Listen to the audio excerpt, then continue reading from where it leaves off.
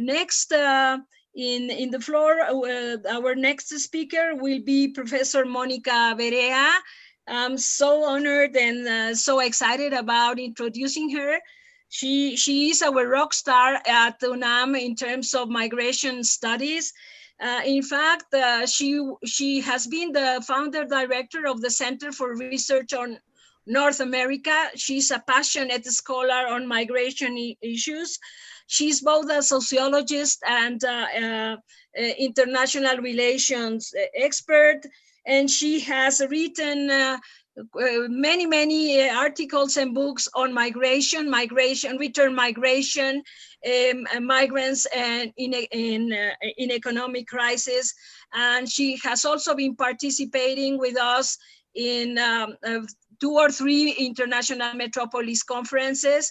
So please, Mónica Verea, as our VIP this morning from Mexico, welcome, and the floor is yours. Thank you very much, Sylvia.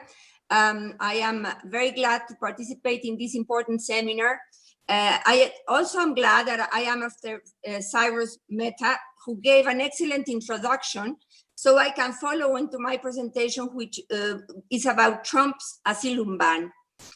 During the almost 4 years as president, Donald Trump has drastically hardened the US immigration policy through the establishment of multiple executive orders and federal regulations. His main objective has been to toughen the US migration policy through the acceleration of apprehensions and deportations, restrict the admission of immigrants and temporary workers, substantially reduce the admission of refugees, and deny asylum to the growing flows that have arrived at this border during this period. Simultaneously, during the period of time, caravans of whole families, a new form of collective organization of migration, crossed Mexican territory towards Mexico-US border, coming from the northern triangle countries of Central America, mainly Guatemala, Honduras, and El Salvador. They are running away mainly from extreme poverty, climate change, and by the growing criminal violence, with the purpose to ask for asylum or to cross irregularly to the US-Mexico border. It is important to mention that there has always been a traditional flow of Central Americans crossing Mexican territory towards the United States, but it has increased significantly during last years. So Mexico is a country of migrant destiny, transit, and of immigration, having the major diaspora in the United States of about 36.6 million of Mexican origin population, and 11.2 million is the Mexican foreign-born population by 2018.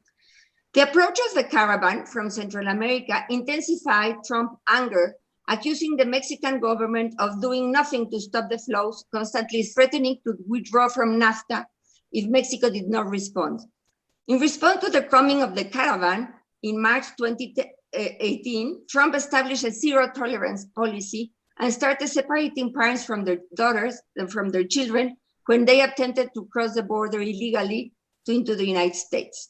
Fortunately, amid the national and international outcry demanding that families remain together, 3 months after Trump was forced to sign an executive order reversing his highly controversial policy.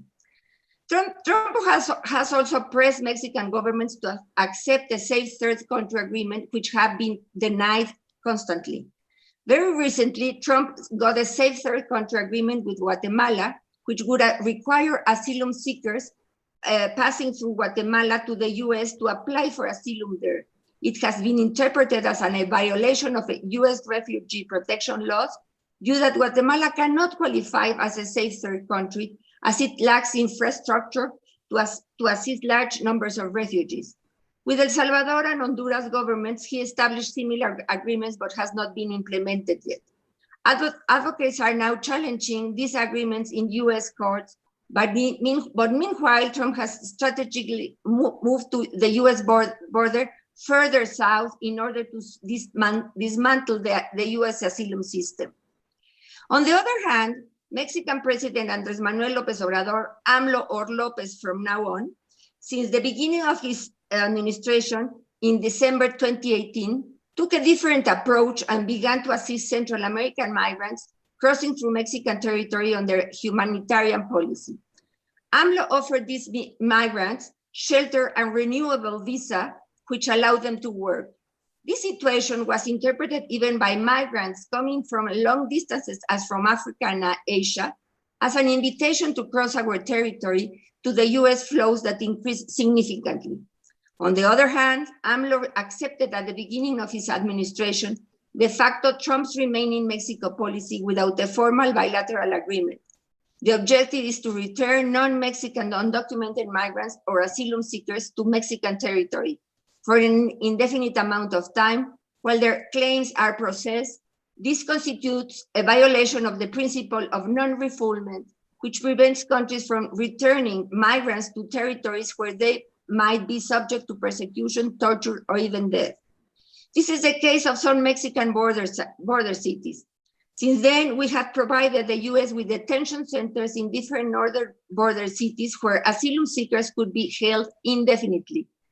AMLO passive response, accepting everything, was interpreted as a part of a non-confrontational policy towards Trump, probably seeking to promote the signing of the USMCA, which was approved in July, or to diminish Trump's anti-Mexican attitude policy during almost all his term, and also the eventual confirmation of what AMLO has called a Marshall Plan for Central America.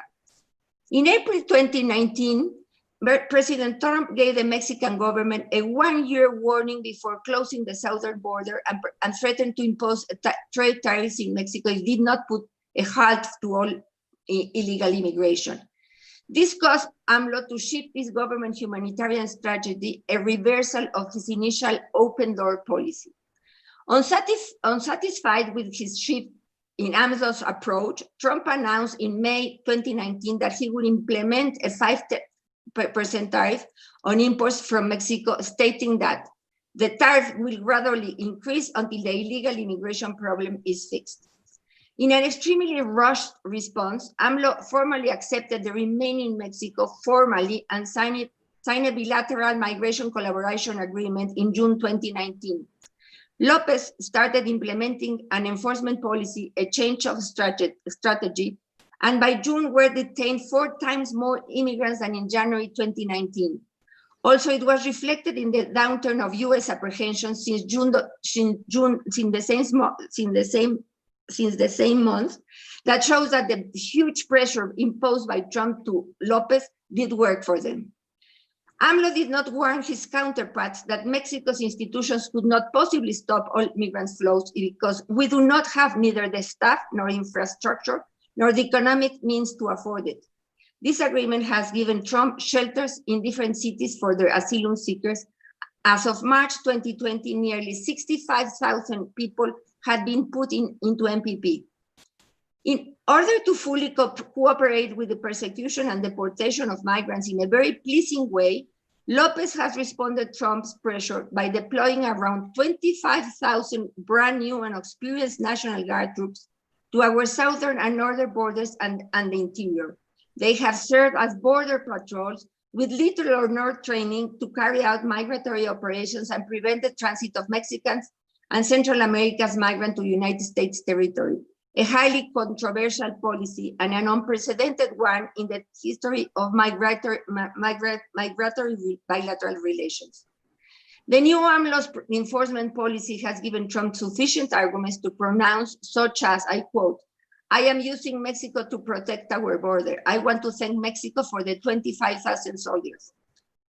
And he is right. Trump managed to get the Mexican government to pay for the controversial wall equivalent to the deployment of National Guards to apprehend and deport them to their country of origin, with shelters in deplorable conditions where thousands of Central Americans await a resolution, months or even years by immigration judges.